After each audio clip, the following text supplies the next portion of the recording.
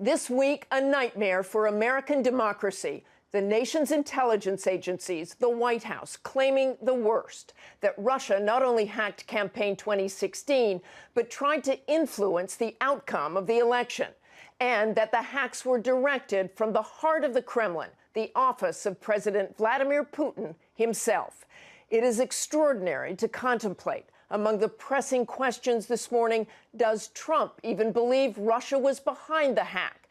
Can the country unify? How will America respond? And with a little over a month from President-elect Trump's inauguration, was his victory due in part to Putin's audacious plot?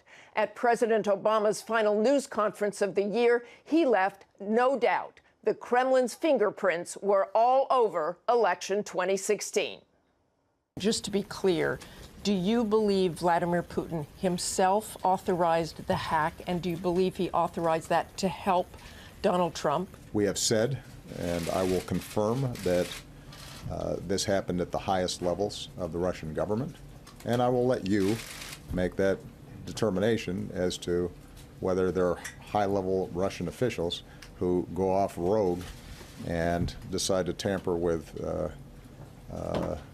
the U.S. election process without Vladimir Putin knowing about it. So let's get right to our reporters, Chief Investigative Correspondent Brian Ross and Tom Llamas outside Trump Tower. And Brian, let me start with you. We've heard what the president said. How solid is the intelligence? Well, Martha, U.S. officials tell ABC News the evidence is compelling and, if anything, getting stronger. The cybersecurity detectives who have analyzed the bugs or the malware planted in the Democratic Party computers say it transmitted the stolen emails to an internet address the Russians had used in earlier hacks of other countries, and that the software was actually created in a Russian time zone with gaps during Russian holidays, all on a keyboard with Russian Cyrillic characters. And on top of that, Martha, the CIA has now shared with other agencies highly classified new information gained from the Kremlin itself that authorities say reveals the hands-on role of Vladimir Putin and his intent to hurt Hillary Clinton and help Donald Trump, Martha. And Tom Llamas, I would assume that Donald Trump has been briefed. Why doesn't he believe this? Martha, that's a complicated question. I'm told by sources within the transition team that if the intelligence community feels that the president-elect should have that information about the Russia hacking, they have the opportunity nearly every day to provide it in the presidential daily briefing. Now, has that happened? It's unclear because that's all classified material. I do know the president-elect is fully aware of the news reports of what President Obama said, but there is some pushback from Team Trump because they say if the evidence is so definitive, if it's so black and white, why has a smoking gun not been made public? Why has there not been a linkage chart that has been leaked to the public so people could actually see that evidence? And also, behind all of this, they think all of this reporting and all this time spent on this issue is also an attempt to undermine their election victory, which they say they rightly and legally won on election night.